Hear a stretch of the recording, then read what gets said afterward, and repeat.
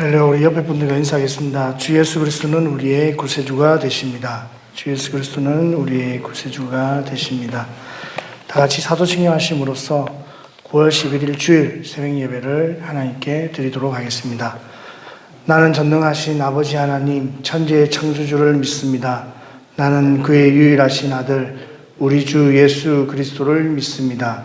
그는 성령으로 잉태되어 동정녀 마리아에게서 나시고 본디오 빌라도에게 고난을 받아 십자가에 못 박혀 죽으시고 장사된 지 사흘 만에 죽은 자 가운데서 다시 살아나셨으며 하늘에 오르시어 전능하신 아버지 하나님 우편에 앉아 계시다가 거기로부터 살아있는 자와 죽은 자를 심판하러 오십니다.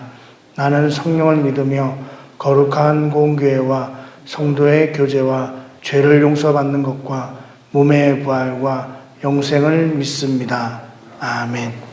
찬송가 333장 찬양 드리겠습니다.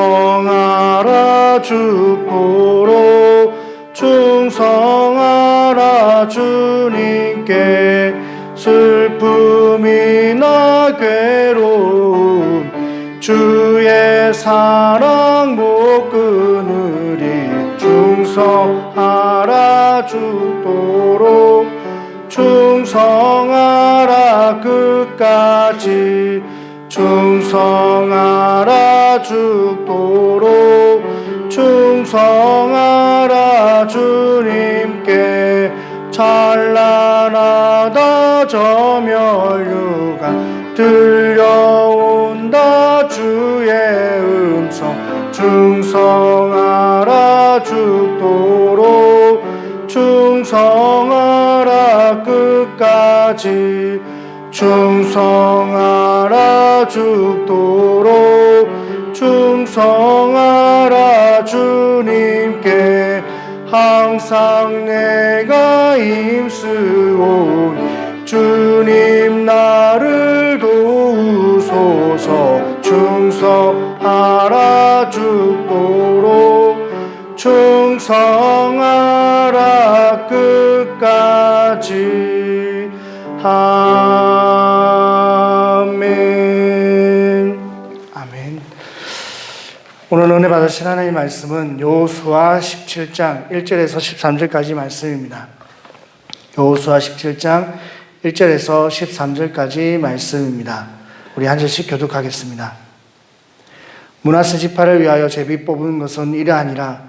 므낫세는 요셉의 장자였고 므낫세의 장자 마길은 길앗의 아버지라. 그는 용사였기 때문에 길앗과 바산을 받았으므로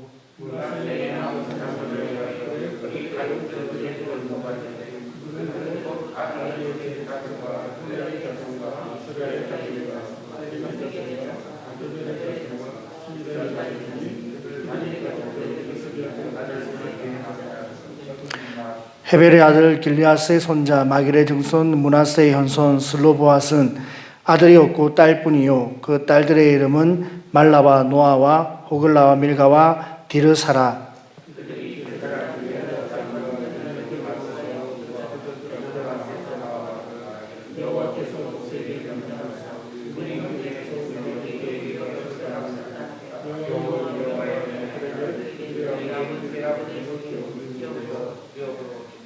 요단 동쪽 길라앗과 바산 외에 므낫세에게 10붕이씩 돌아갔으니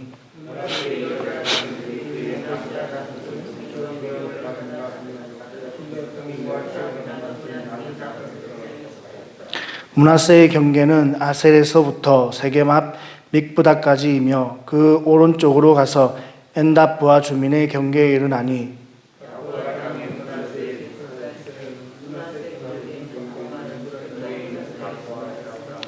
또 그 경계의 가나 시내로 내려가서 그 시내 남쪽에 이르나니 므낫세의 성읍 중에 이 성읍은 에브라임에 속하였으며 므낫세의 경계는 그 시내 북쪽이요 그 끝은 바다이며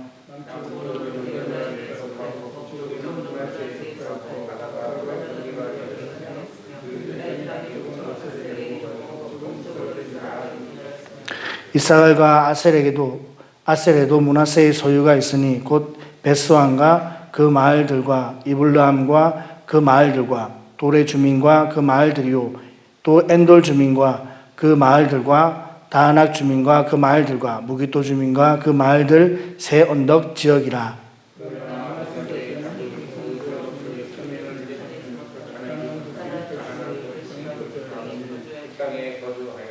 합독하겠습니다. 이스라엘 자손이 강성한 후에야 가나안 족속에서 노역을 시켰고 또 다 쫓아내지 아니하였더라. 아멘. 오늘 새벽 예배 나오신 우리 모든 성도님들을 주님의 이름으로 환영하고 축복합니다. 오늘 본문 말씀은 이제 므낫세 지파가 땅을 분배받고 또 그들의 땅을 기업으로 받는 내용이 기록되어 있습니다. 오늘 므낫세 지파가 땅을 기업으로 분배받은 내용을 통해서 우리가 배울 수 있는 교훈은 하나님께 우리가 좀 더 적극적으로 하나님의 신앙과 하나님의 복을 사모하는 마음을 가져야 된다는 것입니다. 계속해서 우리가 정복전쟁, 가나안 정복전쟁을 통해서 살펴보는 것은 이 정복전쟁은 단순히 땅을 그냥 정복하는 것으로 끝나는 것이 아니라 하나님께서 주시고자 하시는, 우리에게 주시고자 하시는 축복, 궁극적인 하나님의 응답과 성취, 하나님의 역사, 하나님의 기적, 이 많은 하나님의 은혜와 능력을 받기 위한 전쟁이며 또한 그러한 전쟁 가운데 그러한 복을 가로막고 하나님의 은혜를 가로막는 이 일곱 족속, 그 땅의 거민들을 진멸하여 바칠 때 진정한 하나님의 은혜와 그리고 축복이 주어진다는 것을 우리가 말씀을 통해서 배우고 있습니다. 그 가운데 오늘 므낫세 지파는 이제 정복 전쟁이 끝난 다음에 땅을 분배받았고, 땅을 분배받은 것으로 끝나는 것이 아니라 여전히 다 정복하지 못한 그 땅의 주민들을, 나머지 그 땅의 주민들은 그 분배받은 기업의 지파들이 그들을 진멸하고 멸함으로 말미암아 진정한 하나님의 축복을 온전히 소유할 수 있게 되었습니다. 그런데 이제 므낫세 지파의 모습을 통해서 그들이 한편으로는 참 진취적이고 또 하나님께 복을 사모하고 하나님의 기업을 사모하는 마음이 있는 반면 또 한편으로는 또 나태하고 또 연약한 모습을 보게 됩니다.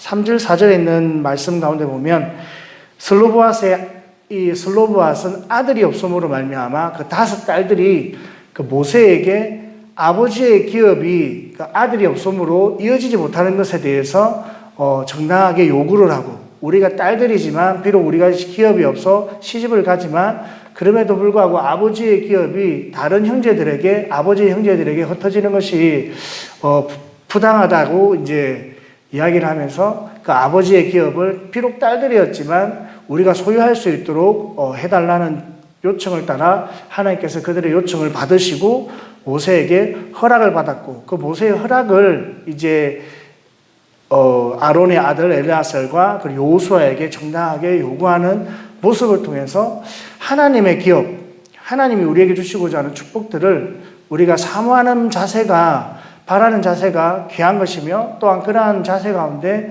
하나님이 허락하시고 또 복을 더하여 주신다는 것을 말씀을 통해서 발견하게 됩니다. 또 한편으로는 이 므낫세 지파의 어떤 연약한 모습이 또한 기록되어 있습니다.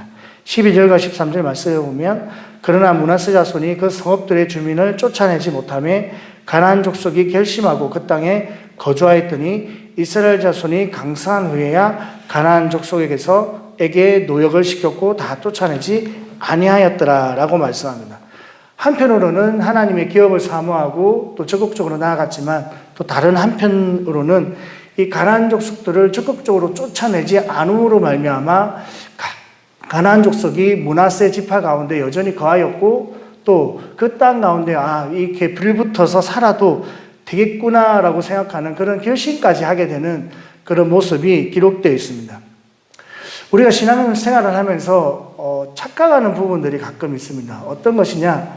신앙생활을 우리가 예수님으로 말미암아 구원을 받고 또 구원의 복음을 받으면 이제는 나는 죄에 대해서 자유하고 또 하나님의 은혜가 이 강압이나 억압이 아니라 그냥 자유롭고 편안하고 그 안락한 신앙생활이 참 복음적인 신앙생활이다, 은혜의 신앙생활이다라고 생각하는 착각이 있습니다. 단지 좀 율법적으로 신앙생활하고 좀 뭔가 딱딱해 보이는 사람이 저 사람 왜 저렇게 은혜가 없지라고 생각하는 사람이 있는 반면 또 그냥 뭔가 자유로워 보이고 편안해 보이는 사람에게 저 사람은 참 은혜가 있고 자유롭고 복음이 있다라고 생각하는 그런 착각입니다.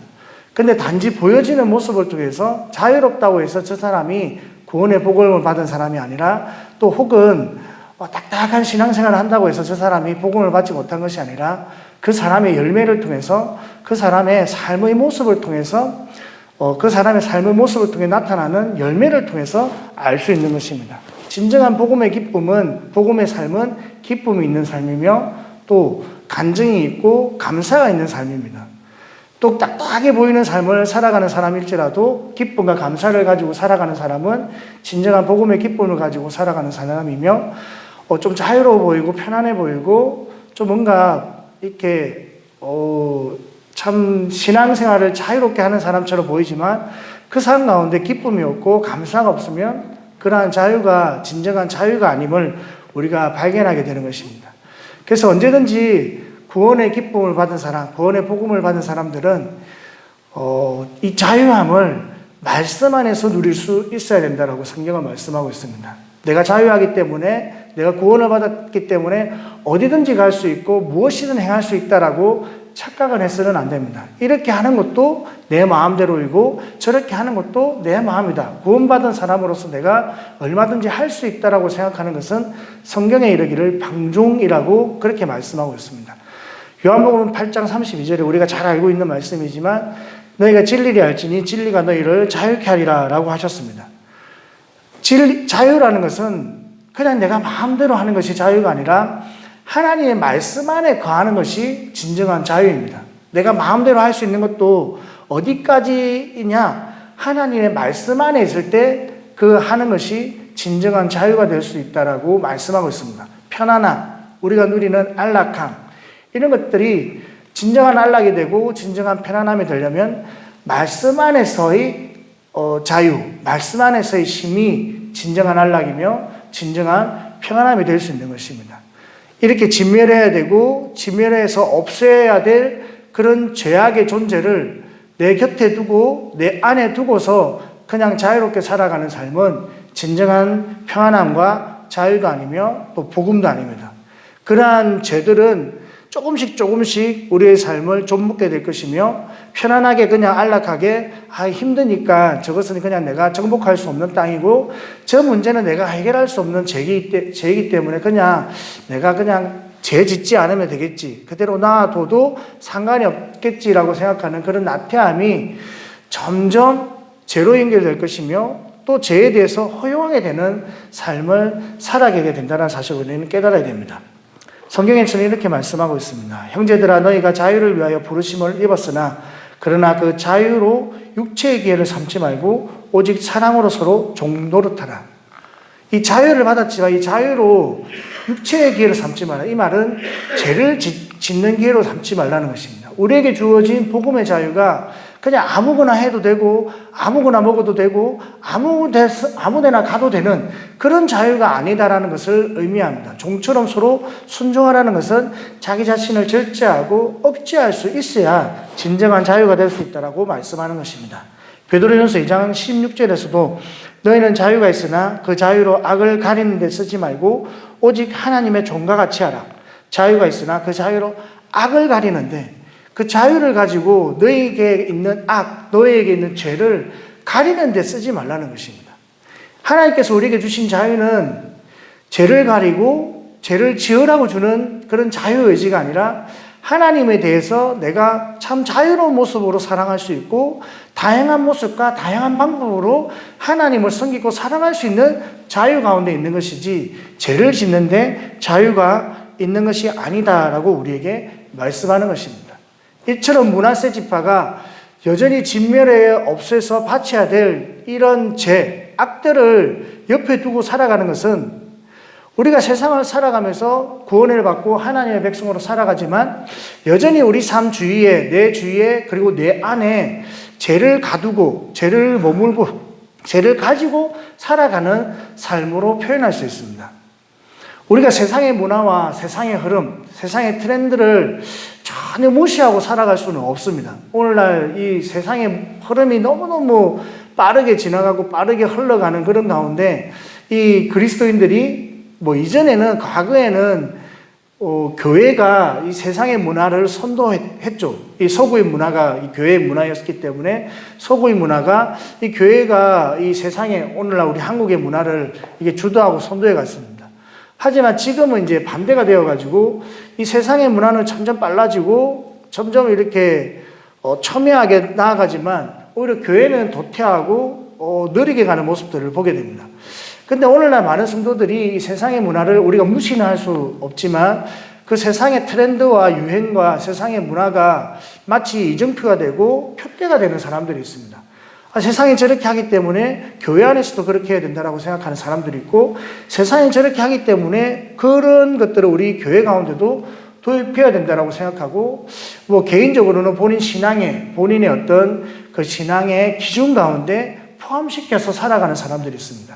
하지만 그 가운데 죄에 대해서는 민감하게 반응해야 되고, 죄에 대해서는 결코 세상의 잣대와 세상의 기준으로 죄를 판단하는 것이 아니라 하나님께서 우리에게 주신 말씀, 하나님께서 우리에게 주신 이 하나님의 말씀을 기준으로, 성경을 기준으로 저것이 죄인지 복음인지를 구분할 수 있어야 된다는 것입니다. 세상의 기준으로 판단한다면 낙태, 더 이상 죄가 아닙니다. 간통, 더 이상 죄가 아닙니다. 아직 우리나라는 동성애가 이렇게 발효되지 않았지만 동성애, 죄가 되지 않을 수 있습니다. 하지만 그것이 죄가 아니다라고 세상 사람이 이야기하기 때문에 죄가 아닌 것이 아니라 성경에서 죄라고 말씀하기 때문에 우리는 죄라고 깨달아야 되고 죄를 기준으로 삼아야 되고 그렇게 판단하고 또 그렇게 살아가야 되는 것이 그리스도인이라는 것입니다. 세상에서 죄가 아닌데 왜 교회에서는 죄라고 이야기하냐? 참 편협된 것이 아니냐라고 이야기해서는 안 된다는 것입니다. 그렇게 살아가면 이 문화세가 진멸해야 되고 없어야 되고, 하나님께서 죄라고 단정한 것에 대해서 죄라고 이야기하지 아니하고 그럴 수도 있지 저럴 수도 있지, 그렇게 뭔가 복음적이고 나이스하고 자유롭게 뭔가를 대했을 때 그것이 편안함이었냐, 그것이 자유함이었냐, 그것이 은혜였냐라고 이야기했을 때 결코 그렇게 되지 않는다라는 사실을 우리는 말씀을 통해 깨닫게 됩니다. 오늘 본문 말씀은 이어지는 이제 여호수아가 끝난 다음에 사사기로 이어지는 이제 이러한 정복 가운데 분배받은 땅 가운데 그 땅 가운데 여전히 남아있는 가나안 족속을 이렇게 정복하지 못한 이 지파는 므낫세 지파뿐만 아니었습니다. 므낫세 지파뿐만 아니라 한 6, 7이 지파가 그 땅을 정복하지 못하였고, 심지어 이 단은 분배받은 땅을 오히려 여부스 족속에게 뺏기게 되는 그런 이제 일도 생기게 됩니다. 그렇게 이제 그런 내용을 이제 사사기에서 기록하고 있는데 1장 27절, 28절에 보면 므낫세가 베스안과 그의 딸린 마을들과 주민과 다하나과 그의 딸린 마을들과 들의 주민과 돌과 그의 딸린 마을들의 주민과 이블라함과 그의 딸린 마을들의 주민과, 오늘 본문에 읽었던 말씀입니다. 똑같은 말씀이 기록되어 있습니다. 무기또와 그의 딸린 마을들의 주민들을 쫓아내지 못하며 가나안 족속이 결심하고 그 땅에 거주하였더니, 오늘 본문에 있는 그대로의 말씀을 사사기에도 기록하고 있습니다. 28절에 보면 그 이스라엘이 강성한 후에야 가나안 족속에게 노역을 시켰고 다 쫓아내지 아니하였더라. 이 동일한 말씀이 기록되어 있거든요. 그런데 이렇게 쫓아내지 못한 죄, 쫓아내지 아니한 내 신앙의 나태함, 쫓아내지 못한 잘못된 자유함이 어떤 결과에 이르게 되느냐?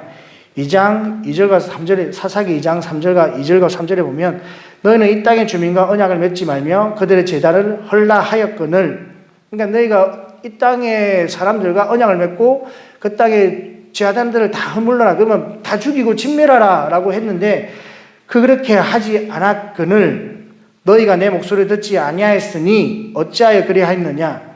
그러므로 내가 또 말하기를 내가 그들을 너희 앞에서 쫓아내지 아니하리니 그들이 너희 옆구리에 가시가 될 것이며 그들의 신들이 너희에게 올무가 되리라 하였노라.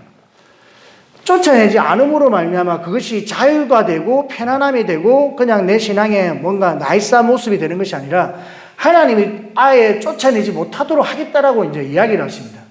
내가 진멸하라고 했고, 멸하라고 했고, 없애라고 한 죄, 이것들을 없애야 진정한 하나님의 복음이 너에게 임하고, 진정한 너에게 구원이 임하고, 진정한 하나님의 축복이 임하는데, 너희가 단지 편안함으로 어렵다는 이유 때문에 순종하지 않는 것들, 또 버리지 않는 죄가 있는데, 그것들이 그냥 그대로 있음으로 말미암아, 그냥 그렇잖아요. 이게 들어온 게 있으면 치우면 되는데 좀 치우기가 힘들어요. 에이, 그 참, 지워도 지워지지 않네? 치워도 안 치워지네? 뭐 이런 게 있는데, 그냥 좀 불편해서 살지. 이렇게 그냥 불편해서 살지 하고 놔뒀던 그 불편함이 하나님 보실 때는, 이 불순종인 거예요. 하나님 보실 때는 그게 참 보시기가 안 좋은 거예요. 그러니까 하나님께서 뭐라고 말씀하시느냐? 너희가 허락한 그 불편함을 내가 가시와 올무로 사용하겠다라고 이야기를 합니다. 그냥 아무렇지도 않아 보이는 그 불편함, 내가 그냥 남들이 전혀 모르는 나만의 어떤 엄밀한 죄, 우리 아이들, 우리 청소년들에게도 이런 이야기를 했어요. 이 어른들은 모르는, 또 목사님도 모르고 엄마도 모르고 아버지도 모르는 너희들만의 죄가 있다. 이게 엄밀한 죄일 수도 있고 그냥 습관적인 죄일 수도 있습니다. 또 그냥 몰래 즐기는 그런 죄일 수 있습니다. 그런 것들이 있으면 이게 지금은 괜찮아 보여요. 지금은 그냥 조금 냄새 나는 것으로 냄새를 풍기고 나에게 조금 그냥 마음에 껄끄러움과 불편함을 주는 것으로 그치지만 그것이 점점 자라고 점점 이게 고착화되면 가나안 족속들이 그 땅에 살겠다라고 결심할 정도로 고착화되고 습관이 되면 나중에는 그것이 올무가 되고 가시가 되는 것입니다. 물질이 참 좋은 거예요. 물질을 통해서 우리가 하나님을 섬길 수 있고 가난한 이웃을 섬기고 또 정말 필요한 사람들에게 나누어줄 때 그것이 얼마나 가치 있고 보람 있고 그것이 생명을 살리게 돼요. 이 말 한마디로 천냥빚을 갚는다. 이 천냥이라는 의미가 그냥 단순히 천냥이 아니라 그 당시에는 이 천냥이면 사람 목숨을 살릴 수 있습니다. 그러니까 이 사형에 처하는 이제 곤장을 맞고 죽게 될 사람을 살릴 수 있는 돈의 양이 얼마였냐면 천냥이었어요. 말 한마디도 사람을 구할 수 있는 그런 이제 그 정도의 이제 능력이 있는데, 그냥 내가 섬겨준 이 불편한 엄밀한 죄들이 이 물질이 사람을 살리고 세우는 그런 훌륭한 도구가 될 수 있지만 물질이 죄가 되는 사람이 있습니다. 물질 때문에 꼭 넘어지는 사람이 있어요. 물질 때문에 꼭 시험이 드는 사람이 있습니다. 왜냐하면 하나님의 말씀대로 순종하지 않기 때문에 그렇습니다. 바쳐야 될 것에 대해서 내가 바치고 드려야 될 것에 대해서 드리면 절대 문제가 되지 않아요. 그런데 물질 이야기만 나오면 민감하게 반응하는 사람들이 있습니다. 왜 그러냐면 바치지 않으니까 그런 거예요. 드리지 않으니까 그런 거예요. 당연히 드려야 될 것에 대해서 드리지 않음에 대한 불편함, 드리지 않음으로 생긴 내 마음의 어떤 그런 단단한 이 진이 그런 말씀을 들음으로 말미암아 걸림이 되고 넘어짐이 되는 거예요. 누가 문제가 있느냐? 물질에 관한 설교를 하는 앞에 있는 부목사가 문제가 되느냐? 그렇지 않은 거예요. 하나님이 문제가 되느냐? 그렇지 않은 거예요. 하나님께서는 내가 너희가 진멸하지 않은 그것들이 이제는 진멸하지 못할 것으로 내가 할 것이고 그 진멸하지 아니한 그 불편함들이 너에게 가시가 되고 올무가 될 것이야. 꼭 그렇게 넘어지고 시험이 들고 신앙의 정체를 하는 사람이 있는 반면 또 혹은 넘어지는 사람들이 있습니다. 사람과의 관계가 죄가 되는 사람들이 있어요. 참 좋은데 이렇게 입만 열면 원망하고 불편한 사람들이 있습니다. 참 좋은데 참 입만 열면 이렇게 참 엄난 패스를 이렇게 늘어놓는 사람들이 있습니다. 이 사람과의 관계가 참 좋은 관계이지만 그런 관계 때문에 죄가 되는 사람들이 있습니다. 그런데 이러한 것들을 내가 끌어내지 않고 씻어내지 않고 물리치지 않고 도말하지 않고 진멸하지 않으면 언젠가는 그것이 자신을 넘어뜨리는 가시가 될 수 있고 올무가 될 수 있다라고 성경은 말씀합니다. 더 나아가서 하나님께서는 그러한 가시와 올무를 통하여 너희를 시험하는 도구로 삼겠다라고 그렇게 말씀하셨습니다. 여호수아 2장 20절 23절을 말씀해 보면 하나님이 그 남겨놓은 그 족속, 그 이방 족속들이 너희의 가시와 올무가 되는데 그것들을 통하여 너희를 시험하겠다. 나중에 이제 역사적으로 보면 이 여호수아 이제 지나서 사사기 시대에 보면 이스라엘 백성들이 또 불순종하잖아요. 그 불순종할 때 그 불순종함으로 인하여 하나님이 치시는 도구가 결국 남아있는 가나안 땅의 족속들입니다. 다 진멸했으면, 다 멸했으면 그런 도구가 없어요. 근데 진멸하지 않고 남아두니까 그 남겨두었던, 같이 살고 있던 그 죄들이 자신을 찌르는 가시와 자신을 이렇게 넘어뜨리는 시험의 도구가 되는 거예요. 그렇게 해서 넘어지면 또 하나님 앞에 잘못했다고 부르짖고 돌아오게 되는 그런 수단으로 하나님이 사용하시겠다라고 말씀하셨고, 그렇게도 안 되니까 나중에는 이방 열국들, 강대한 나라들을 일으켜 이스라엘 백성들을 치시는 도구로, 또 그들을 넘어뜨리는 도구로 사용하신 모습들을 우리가 보게 되는 것입니다. 히브리서 12장 4절에서는 너희가 죄와 싸우되 피 흘리기까지는 대항하지 아니하였고 라고 말씀합니다. 죄에 대해서는 우리가 너무너무 민감하게 반응해야 되고, 죄에 대해서는 참 내가 지나치다 싶을 정도로 과잉스럽게 반응해야 되는 것이 진정한 신앙인의 모습이고, 또 진정한 복음을 받은, 하나님의 구원을 받은 백성의 삶이라는 사실을 오늘 이 아침에도 한 번 더 깨닫는 저와 여러분들 될 수 있기를 주님의 이름으로 부탁을 드리겠습니다. 그래서 신앙인은 우리가 모든 삶 가운데 점도 없고 흠도 없이 살아가는 것이 사실 불가능하다 싶을 정도로 힘들고 어려운 부분입니다. 하지만 오늘 내가 지금 10개의 죄를 가지고 있다면 내일은 9.9개의 죄를 가질 수 있어야 되고, 또 다음 날이 되면, 그 다음 날이 되면 9.7개, 9.8개, 9.6개, 9.5개 점점 이렇게 줄여가고 또 변화되는 삶을 살아가야 되는 것이 신앙인의 모습이고 진정한 복음을 받은 사람의 모습이라 할 수 있습니다. 그래서 사도 베드로는 이렇게 우리에게 권면합니다.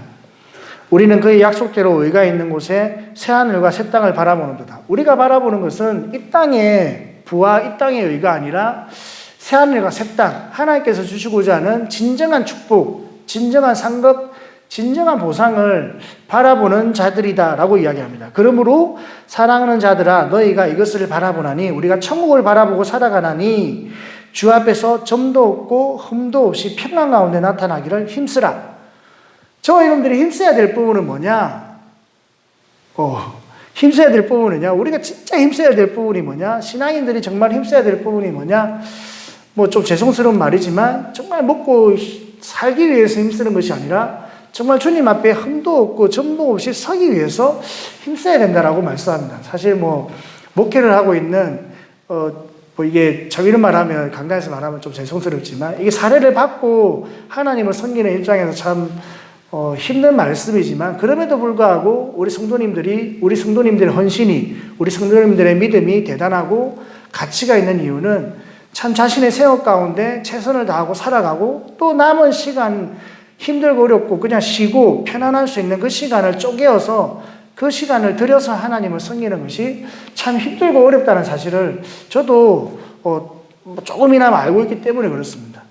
여러분들은 하나님이 기뻐하시고 여러분들의 헌신을 가치 있게 보고 여러분들의 헌신이 보람있는 이유는 내 시간을 위해서 내가 쉴 수 있고 안락할 수 있고 편안할 수 있는 그러한 시간들을 하나님 앞에 드리기 위해서 힘쓰고 노력하고 또 헌신하기 때문에 그 시간이 참 헌신되고 또 보람있고 가치있고 의미가 있는 것입니다.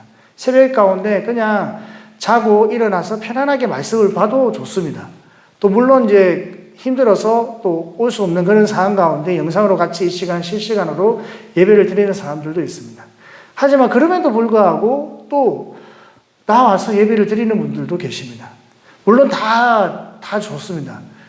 가치를 따질 수 없는 일이지만 그럼에도 불구하고 봉사하고 헌신하는 그러한 모습이 물론 하나님이 가치를 매기기는 힘들겠지만 개인에게는 또 본인에게 있어서는 의미가 있고 보람이 있고 가치 있는 그런 신앙생활을 하고 있다라고 참 자신에게 점수를 줄 수 있고 상을 줄 수 있고 또 자신을 칭찬할 수 있는 그런 믿음이 된다는 사실입니다. 그러므로 저와 여러분들이 주님 앞에 서는 그날까지 흠도 없고 점도 없고 책망받을 것이 없는 그런 모습으로 우리 삶 가운데 하나님 우리에게 주신 어떤 구원의 복음이 있지만 그럼에도 불구하고 내 삶 가운데는 여전히 정복해야 될 땅이 있고 정복해야 될 더러움이 있고 정복해야 될 죄가 있고 또 내가 차지해야 될 그런 축복들이 있습니다. 그것들을 그냥 방치하고 놓아두고 그냥 이대로 살래 그냥 이대로 하나님 나는 그냥 초방색만 짚고 만족하며 살겠습니다라고 그렇게 살아가는 삶이 아니라 그럼에도 불구하고 딸이기 때문에 받을 수 없는 재산이지만 그럼에도 불구하고 하나님께서 주신 기업인데 우리에게 주십시오라고 주님 앞에 적극적으로 구해야 되고 나아가야 되고 또 면해야 되고 진멸해야 될 그런 것들이 있다면 조금씩 진멸하고 정복하고 그렇게 살아가는 삶이 정말 보람있고 의미있고 가치 있는 정말 구원의 복음을 받고 하나님의 백성된 삶이라는 사실을 우리가 잘 깨달으셔서 우리의 삶이 정말 헛수고가 아니라 정말 우리의 삶이 가치 있고 의미 있는 그런 삶이 되기를 바라며 또 오늘 아침에 이렇게 드리는 예배와 또 기도가 정말 의미 있는 시간이 되는 우리 모든 성도님들의 삶이 될 수 있기를 주님의 이름으로 축복합니다. 하나님 감사합니다. 오늘 므낫세 지파의 모습을 통해서 우리가 하나님 앞에 어떤 모습으로 나아갈지에 대한 말씀을 나누게 되었습니다. 하나님 우리가 받아야 될 축복, 우리가 차지해야 될 그런 은혜와 능력과 기적을 마땅히 구하고 또 사모하며 주님 앞에 나아가는 우리의 신앙이 되게 하여 주시고 또 마땅히 진멸하고 바쳐야 될 그런 더러움과 그런 불편함이 있다면 하나님 그것을 조금씩 진멸하고 바치고 없애고 깨끗게 함으로 말미암아 주님 앞에 점도 없고 흠도 없이 천안 가운데 평안 가운데 나아가는 그러한 삶이 될 수 있도록 우리 삶을 축복하시고 은혜 베풀어 주시옵소서. 오늘 추석 명절 가운데 또 주일 가운데 이렇게 주님 앞에 나와 예배하며 또 함께 영상으로 예배드리는 우리 모든 성도님들을 축복하여 주시고 말씀이 우리 삶에 표대가 되게 하시고 잣대가 되게 하여 주셔서 세상의 문화와 흐름과 트렌드와 그런 유행이 우리 삶의 기준과 방향과 표대가 아니라 오직 하나님의 말씀이 표대가 되게 하시고 잣대가 되게 하여 주시고 그 말씀을 따라 살아가는 우리 모든 성도님들을 되게 하여 주시옵소서. 오늘도 드려지는 주일 예배 가운데 은혜를 다하여 주시고 또 말씀 전하시는 목사님에게 성령으로 충만케 하여 주셔서 온 성도들이 드리는 예배를 도하여 하나님 영광 받아주시며 또한 기뻐하고 감사하는 귀한 예배가 될 수 있도록 주님 축복하여 주시옵소서. 감사드렸고 예수님의 이름으로 기도드리옵나이다. 아멘. 우리 주일동을 하심으로써 오늘 예배를 모두 마치도록 하겠습니다. 하늘에 계신 우리 아버지의 이름을 거룩하게 하시며 아버지의 나라가 오게 하시며 아버지의 뜻이 하늘에서와 같이 땅에서 이루어지게 하소서. 오늘 우리에게 일용할 양식을 주시고 우리가 우리에게 잘못한 사람을 용서하여 준 것 같이 우리 죄를 용서하여 주시고 우리를 시험에 빠지지 않게 하시고 악에서 구하소서. 나라와 권능과 영광이 영원히 아버지의 것입니다. 아멘. 우리 기도하실 때 오늘 말씀 전하시는 또 목사님을 위해 또 예배를 위해 기도해 주시면 감사하겠습니다. 우리 주님 이름 세 번 부르고 합심해서 기도하겠습니다. 주여 주여 주여 할렐루야. 우리 하나님 역사하여 주시고